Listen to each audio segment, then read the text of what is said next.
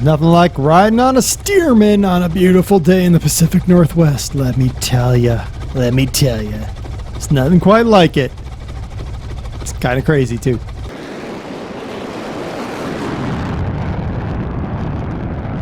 Hello, everybody. I'm DerTebbers. Welcome aboard. Welcome to your Flight Simulator X Plane Spotlight, the Boeing-Stearman PT-17 Kaydet. We're here in Friday Harbor because... well, why not? Really, why not? Let's go ahead and power up our Continental R675 R670-5 7-cylinder air-cooled radial engine, 220 horsepower.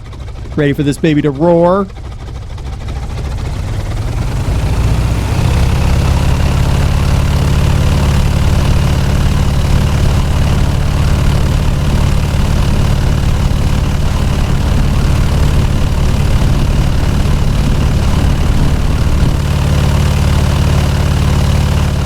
Oh yeah, the beauty of a biplane. The beauty of a biplane. Look at that thing. Look at that thing. That is a beautiful looking plane, don't you think? I think so. Woo!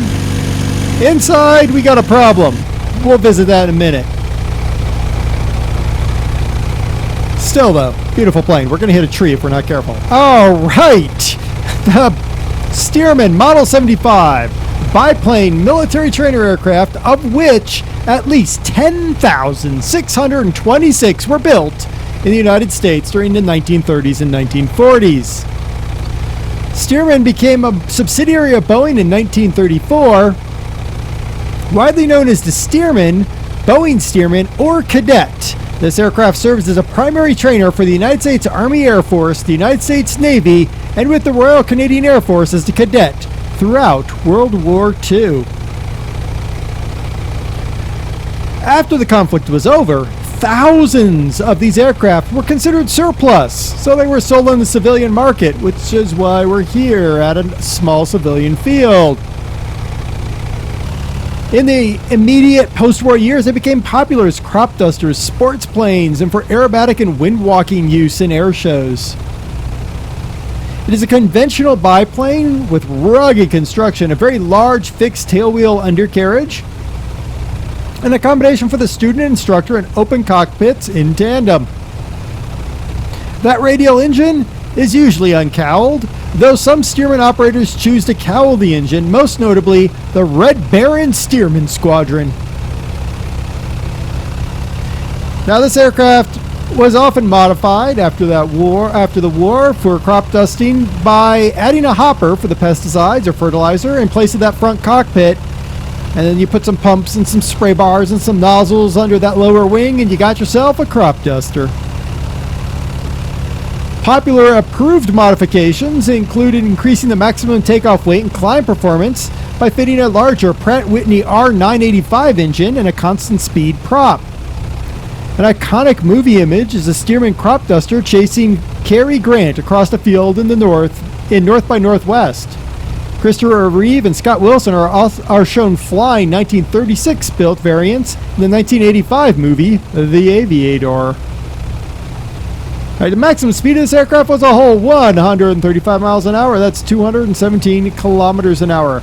I've actually flown in one of these, and they are quite the plane to fly in. They are fun. I got to fly over Seattle in one of these. It was very interesting, very fun.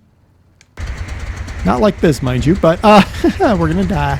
We're gonna die. Yeah, it was quite the flight. One thing the pilot told us right from the beginning is that landing was the most difficult part in these biplanes, and you've heard me say it before. You got a lot of extra wing on these planes, so you don't have air brakes, you don't have flaps.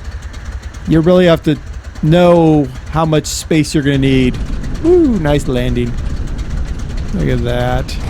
Beautimous. Beautimous, I tell you. Yeah. So interior-wise, we do have a problem, and that problem is right here at this cutout right here.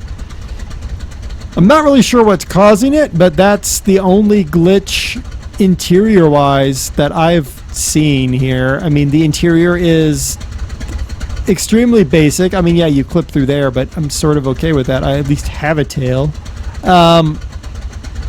Yeah, I mean, the interior is a really nice, really basic. It's kind of that what the plane was, nice and basic. There's a better look at our cockpit. We've got throttle. Look at that. We can turn the throttle on. We got fuel, fuel selector, primer, lights, etc. 2 is the throttle. There's our fuel. Nice easy way to read that. Fuel selector. There's a modern radio gauge. A nice GPS. And we can turn off the fuel if we want. And that would be it. Not a bad looking aircraft.